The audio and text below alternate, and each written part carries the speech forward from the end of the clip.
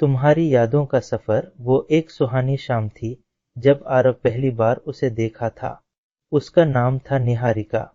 College की library में बैठी हुई, किताबों की दुनिया में खोई हुई थी।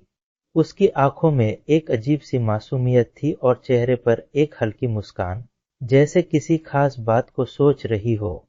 आरव ने कुछ पल के लिए उसकी तरफ देखा और फिर ध्यान वापस अपनी किताब पर लगाया, लेकिन अब किताब में पढ़ने का मन नहीं हो रहा था।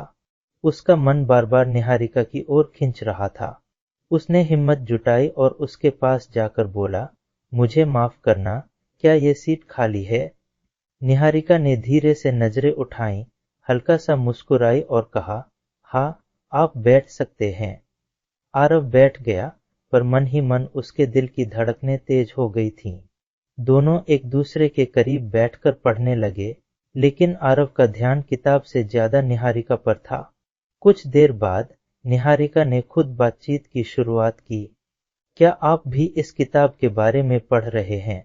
आरव ने हड़बड़ाते हुए जवाब दिया, हाँ, मुझे ये बहुत पसंद है। क्या आपको भी? निहारिका ने सिर हिलाया और बोली, हाँ, ये मेरे फेवरेट्स में से एक है। धीरे धीरे दोनों के बीच बातें बढ़ने लगीं। लाइब्रेरी की मुलाकातें अब कॉफी शॉप्स और लंबी सैरों में बदल गईं। आरव ने महसूस किया कि निहारिका उसकी जिंदगी का एक अहम हिस्सा बनती जा रही थी। उसकी मुस्कान, उसकी बातें और उसका स्नेह आरव के दिल में गहराई से बस गया था। एक दिन जब दोनों कॉलेज के बाग में बैठे थे, आरव ने निहारिका से कहा, मैं तुम्हें कुछ कहना चाहता हूँ। निहारिका ने उसकी ओर देखा, उसकी आंखों में कुछ अलग ही चमक थी। आरव ने धीरे से उसका हाथ पकड़ा और बोला, मैं तुमसे बहुत प्यार करता हूँ। जब से तुम्हें देखा है, मेरी दुनिया ही बदल गई है। निहारिका कुछ पल के लिए चुप रही, फिर उसकी आंखों में नमी आ गई।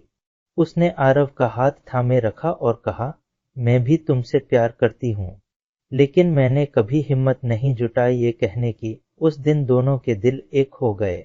प्यार का सफर धीरे धीरे बढ़ता गया। समय के साथ दोनों की प्रेम कहानी एक नई दिशा में बढ़ी, जहां वे एक दूसरे के साथ हर लम्हे को जीने लगे।